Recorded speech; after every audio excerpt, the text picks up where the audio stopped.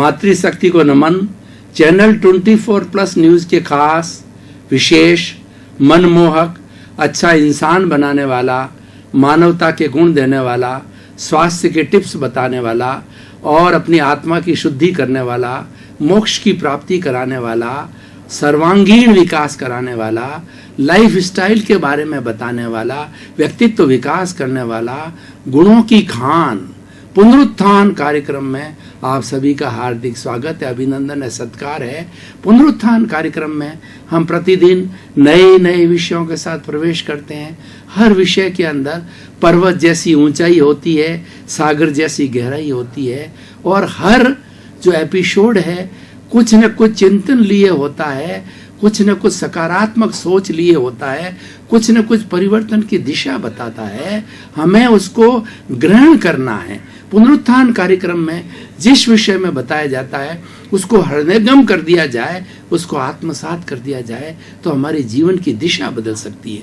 भाइयों और बहनों, इस क्रम के अंदर आज हम एक बहुत सुंदर दार्शनिक विषय को लेकर के आपके सामने प्रस्तुत हो रहे हैं। आज का विषय है ममता का घेरा तोड़ो। भाइयों और बहनों, दर्शकगण, श्रोतागण, ममता दो तरह की होती है, एक सकारात्मक ममता और एक नकारात्मक ममता। जो सकारात्मक ममता होती है उसको करुणा कहते हैं, उसको दया कहते हैं। किसी के प्रति कोई व्यक्ति अभावग्रस्त है, कोई व्यक्ति तकलीफ में है और कोई व्यक्ति के दुख है, दर्द है, कोई अज्ञानी है, कोई अंधा है, कोई लूला है, कोई लंगड़ा है, कोई अभावग्रस्त है, उसकी अवस्था को देख करके भीतर करुणा का आना, भीतर दया का आना कि मैं इसके दुख को दूर कर सकूं तो मैं इसका सहयोगी बन सकूं, ऐसी ममता सकारात्मक ममता होती है। लेकिन आज हम जो बात करेंगे, जो आज ज्यादातर हमारे समाज में फैली हुई है, नकारात्मक ममता, उसकी बात करेंगे। नकारात्मक ममता का अर्थ होता है अटैचमेंट, लगाव, तृष्णा, आसक्ति, अविद्या और इसको कहते हैं कि व्यक्ति उसके साथ में चिपके रहना, ग्रीड, ये ममता है। इसका घेरा तोड़ना है हमें। होता क्या है कि हम किसी चीज से अटैच हो जाते हैं तो हमारा नजरिया बदल जाता है। ऐसा कहा जाता है तुम नजर बदल दो तुम्हारा नजरिया बदल जाएगा, तुम दशा बदल दो तुम्हारी दिशा बदल जाएगी। तो हमें अपनी सोच को सही करना है, हमारी जो रॉन्ग बिलीफ है उस राइट बिलीफ को सही करना है। हमें सकारात्मक समता पे आना है, नकारात्मक को छोड़ करके। अब नजरिया कैसे बदलें? अटैचमेंट, आपके पास में वस्तु है, आप कुबेरपति हो, आप लखपति हो, आप करोड़पति हो, लेकिन उसके प्रति आपकी आसक्ति कितनी है? ऐसा कहा जाता है वस्तु है, परिग्रह है, वह आसक्ति नहीं है।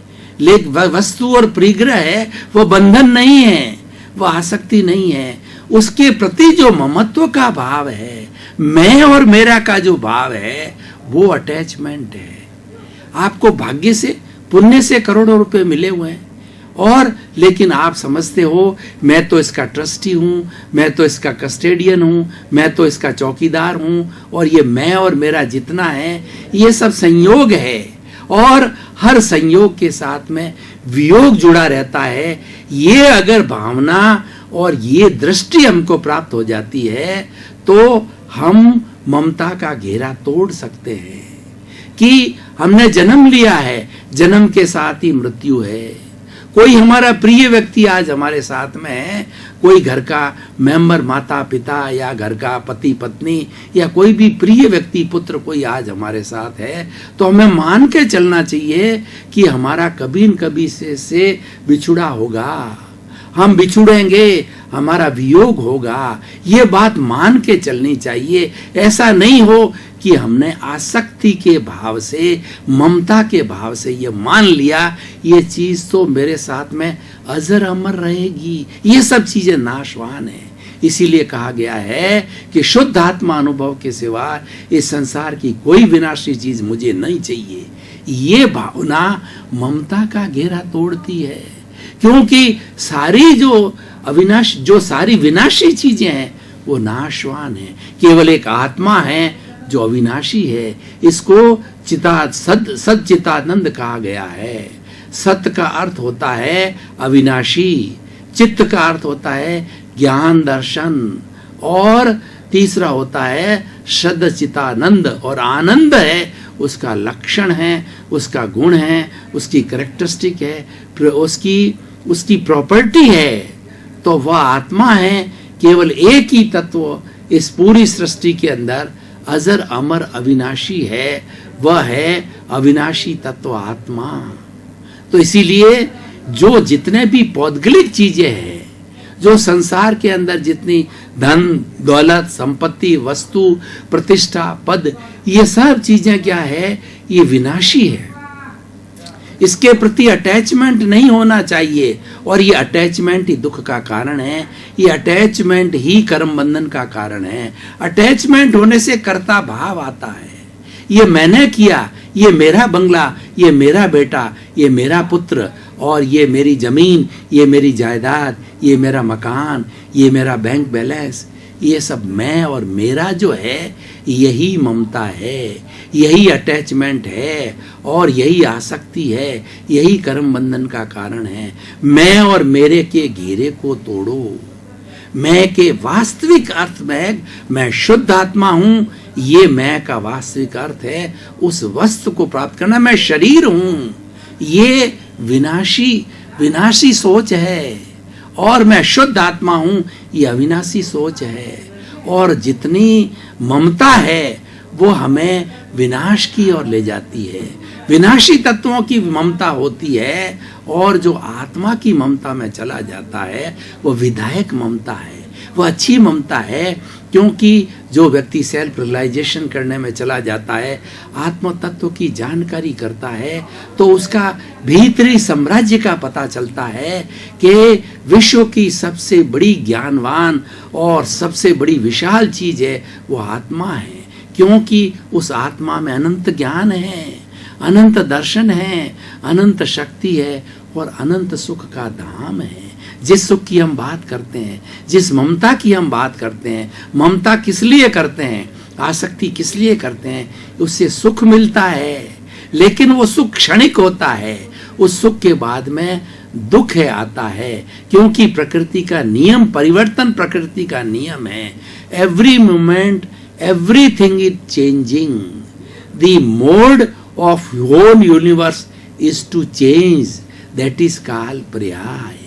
पहले संयोग होता है, फिर वियोग होता है। ये मोड है, ये चेंजिंग मोड है, इसी का नाम संसार है। संसार के लिए कहा गया है, जो संचरण करता है वो संसार है, जो चलता रहता है, जो बदलता रहता है वो संसार है। आज कहीं पर जो है बड़ी अटालिका है, कल वहाँ पर टूट करके समुद्र हो जाता है, वहाँ नदियाँ हो जाती है। इसीलिए प्रकृति चेंज होती रहती है। मनुष्य भी आते हैं, चले जाते हैं। हमारे कितने भी बाप दादा थे वो चले गए, महापुरुष हुए वो चले गए, और फिर नई पीढ़ी आती है और वो भी जाती है। इस तरीके से इस 84 लाख जीव योनि के चक्कर के अंदर हर व्यक्ति जो है वह अपना एक फिक्स रोल लेकर के आता है, और फिक्स समय के लिए आता है, जिसको आयुष्य कर्म बोलते हैं। 70 साल 80 साल 50 साल 30 साल जितना उसको आयुष्य को जीना होता है, वह जन्म के समय तय हो जाता है। मृत्यु जन्म के साथ ही तय होती है, बिना मृत्यु के जन्म होता ही नहीं है। जब हमारी आत्मा एक जगह से दूसरे शरीर को धारण करनी होती है, और जैसा गीता में कहा गया है कि जब हमारे कपड़े फट जाते हैं तो फटे हुए कपड़ों को हम फेंक देते हैं, उसी तरीके से ये आत्मा आयुष्य कर्म के अधीन ये शरीर जब जीर्ण शीर्ण हो जाता है तो नए शरीर के अंदर जन्म लेती है। लेकिन नए शरीर के अंदर जाने से पहले उसका रिजर्वेशन होना जरूरी है। ये आत्मा फला की माँ की कोख में जन्मेगी, और फला जगह जन्मेगी, फला समय में जन्मेगी। वो एक क्षण भी आगे पीछे नहीं होता है, उसका रिजर्वेशन होता है पहले। तो भाई और बहनों, दर्शकगण, श्रोतागण, ये सृष्टि में हमें घुमाने वाला कौन सा तत्व है? वो घुमाने वाला तत्व है ममता।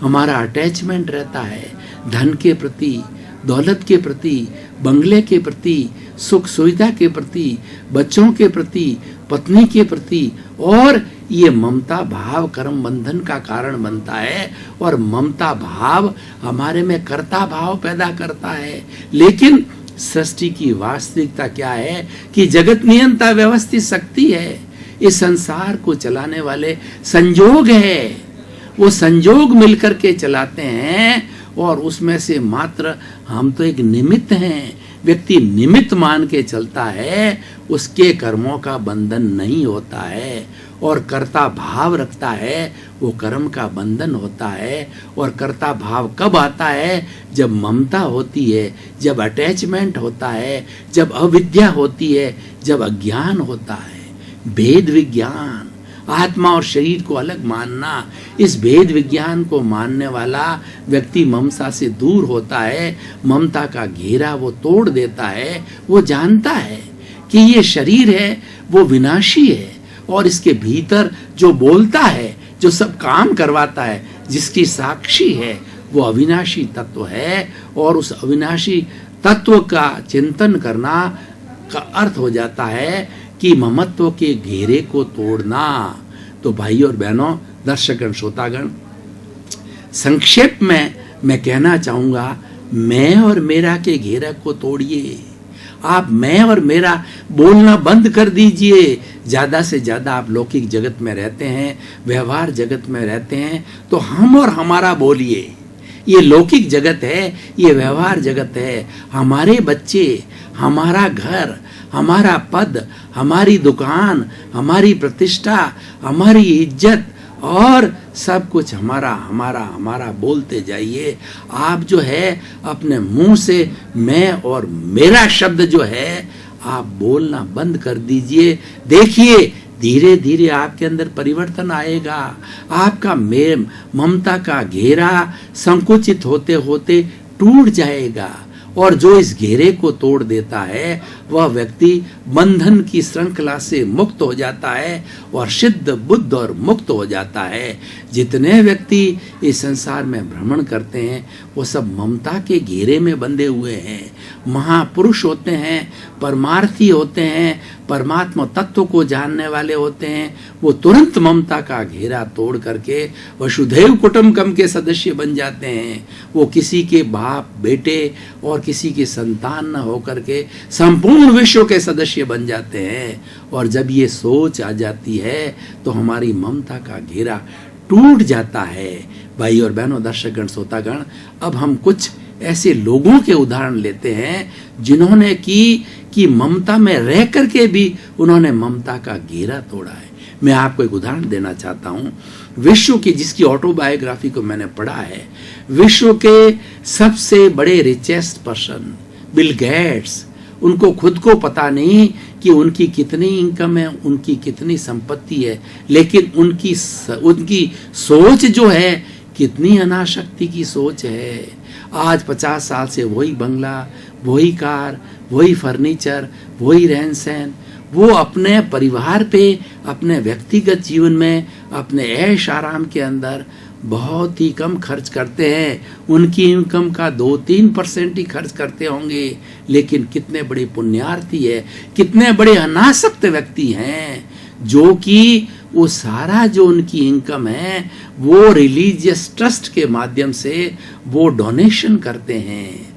वो शिक्षा, चिकित्सा, अभावग्रस्त लोगों के जो विकास के लिए लूले, लंगड़े, अपाहिज, विधवा, अनाथ, मूक, बधिर और रैन बसेरा वाले, और जो लोग दुख के अंदर है, उनके दुख को, उनके अभाव को दूर करने में लगे रहते हैं। ये अनाशक्ति है। पैसा आपके पास है, लेकिन पैसे के प्रति आसक्ति का होना पाप है। पैसे के प्रति आसक्ति का होना जो है वो ममत्व है, वो ममता है, और उसके प्रति आसक्ति का न रहना वो अनाशक्ति है। अनाशक्ति कब आती है? जब आप अपनी धन संपत्ति, जिसके पास में, आपके पास में जितने भी पौद्गलिक चीजें हैं, उन सब का अपने आप को ट्रस्टी समझो, उनका अपने आप को चौकीदार समझो, अपने आप को कस्टेडियन समझो कि मैं शरीर का कस्टेडियन हूं, मालिक नहीं समझना, क्योंकि ये तो जाने वाला है। मालिक तो वह रहता है जो फॉर एवर रहता है। मालिक तो भीतर विराजमान शुद्ध आत्मा भगवान है, वो आपका मालिक है। उसकी साक्षी में रहिए। वो अजर है, वो अमर है, वो अविनाशी है, हमेशा रहेगा। सिद्ध बुद्ध मुक्त होगा तो भी आनंद में रहेगा, आपको आनंद में रखेगा। इसीलिए अविनाशी तत्वों के प्रति आसक्ति का होना ममत्व कहलाता है, ममता कहलाता है। और उसके प्रति अनासक्त भावना रखने वाला व्यक्ति वैरागी होता है, त्यागी होता है, साधु होता है, सन्यासी होता है, और वह मुक्त होता है, वो किसी बंधन में नहीं रहता। भाई और बहनों, विषय ऐसा है जिसमें घंटों घंटों चर्चा की जा सकती है, लेकिन हमारा पुनरुत्थान कार्यक्रम का समय फिक्स है, लिमिटेड समय है। उस समय के अंदर हम आज के विषय को तराजू पे तोलना चाहते हैं कि आज का विषय हमारे समाज के लिए कितना उपयोगी है, ये व्यक्ति को कितना फायदा देगा, समाज में कितना सुधार लाएगा, विश्व को कैसा बदलेगा, वो बातें हमें देखनी है। पुनरुत्थान कार्यक्रम का उद्देश्य है सुधरे व्यक्ति, समाज व्यक्ति से राष्ट्र स्वयं सुधरेगा। हमारा उद्देश्य है व्यक्ति को सुधारना। व्यक्ति हमारी यूनिट है, व्यक्ति हमारी इकाई है। अगर हमने एक व्यक्ति को भी सुधार दिया तो पुनरुत्थान कार्यक्रम चैनल 24 धन्य हो गया। वह एक व्यक्ति हजारों को सुधारेगा, वो हजारों लाखों को सुधारेंगे, और लाखों जो है करोड़ों को सुधारेंगे। और सारा समय ऐसा आएगा कि पूरा वसुधैव कुटुंबकम, ये पूरी सृष्टि 7 अरब की जनसंख्या में बहुत बड़ा चेंज आएगा, अनाशक्ति आएगी, ममत्व छूटेगा। आज जितना हमारे समाज के अंदर जितना ये विभेद चल रहा है, जितना अमीर गरीब की खाई चल रही है, जितना उत्पीड़न चल रहा है, जितना दावा न लगा हुआ है, चारों तरफ हिंसा हो रही है, माँ है वो अपने पुत्र को मार रही है, पुत्र पिता को मार रहा है, और पति ने पूरे परिवार को समाप्त कर दिया, और ऐसी ऐसी चीज़ें आ रही है। छोटी छोटी बहन बेटियों के साथ में रेप करते हैं, आतंकवाद की ओर जाते हैं, कई अपराध करते हैं, कई मिलावट करते हैं, और किसी न किसी एन प्रकारेण उसके पीछे ममत्व भाव है, उसके पीछे धन की आसक्ति है कि एन केन प्रकारेण मुझे धन कमाना है। क्योंकि कुछ तो हमारे समाज की गलती है कि समाज ने जो है वो धन को मापदंड मान लिया। मैं आपको बताना चाहता हूँ, आज से 30, 40, 50 साल पहले हम एक व्रत खींचें तो एक व्रत का एक सेंटर होता है, एक सेंटर से ही एक व्रत परिधि में खींचा जाता है। तो पहले व्रत के सेंटर में, सर्किल के सेंटर में मनुष्य रहा करता था। कौन सा मनुष्य? गुणवान, आदर्शवान, चरित्रवान, अच्छी बातों को जानने वाला, अच्छी सलाह देने वाला, अच्छी सोच रखने वाला, विधायक भाव वाला मनुष्य सेंटर में रहता था। मनुष्य की इज्जत होती थी, इंसान की इज्जत होती थी, वो सेकेंडरी था। दर्शकगण, श्रोतागण, भाई और बहनों, पुनरुत्थान कार्यक्रम को आप देखते रहिए। हमारी सलाह है पुनरुत्थान कार्यक्रम का हर एपिसोड, हर शब्द आपको कुछ न कुछ नई दिशा देगा, क्योंकि सारे विचार मौलिक है। सब विचार जो है एक तपे तपाए व्यक्ति, एक साधक व्यक्ति के हृदय से बोले गए हैं। जो स्वयं साधक होता है, जो स्वयं साधना करने वाला होता है, और वो हृदय से बोलता है, उन शब्दों का असर होता है। तो पुनरुत्थान कार्यक्रम को आप देखेंगे, सुनेंगे तो निश्चित ही आपके अंदर एक बदलाव आएगा, और बदलाव लाना ही पुनरुत्थान कार्यक्रम का उद्देश्य है, विधायक भावों को प्रकट करना। इसी क्रम में पुनरुत्थान कार्यक्रम की तरफ से आपका जीवन आनंदमय हो, मंगलमय हो, सुखमय हो, और आप शतायु होकर के खूब समाज की सेवा करें, परोपकार करें। आपके प्रति मंगल भावना।